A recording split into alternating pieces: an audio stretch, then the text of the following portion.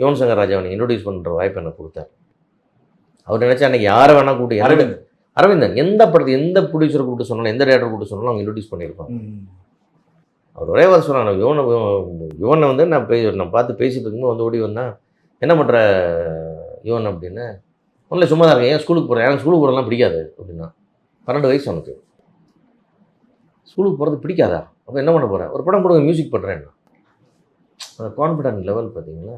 கரெக்டாக சார் வந்துட்டாங்க, ராஜா சார். நான் ராஜா சார் டேட்டு கேட்க தான் போயிருக்கேன். சரி, அரவிந்தனுக்கு ஓகே சார் படம் பண்ணுறேன், நீங்கள் கதை கேட்டுட்டு எனக்கு டேட் சொன்னீங்கன்னா பூஜை போட்டுறேன்னு தான் போனேன்.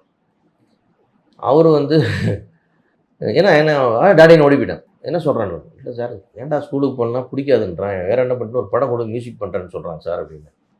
அப்போ கூட மியூசிக் பண்ணு அப்படின்னாரு. சார் அவன் தான் சின்ன பையன் விளையாடுத்தனமாக சொல்கிறான், நீங்களும் கொடுன்னு நினைக்கிறீங்க. அவனுக்கு என்ன மியூசிக் தெரியும் எனக்கு தெரியவே தெரியாது, அவன் என்ன பண்ணுறான் கூட எனக்கு தெரியும், எனக்கு தெரியவே அதெல்லாம் என் வீட்டை பற்றி இவருக்கு எதுவுமே தெரியாது. ஆனால் காலம் பூரா அவனை இன்ட்ரடியூஸ் பண்ணுன்ற பெருமை உனக்கு இருக்கும், நீ அவனை வச்சு பண்ணு போ.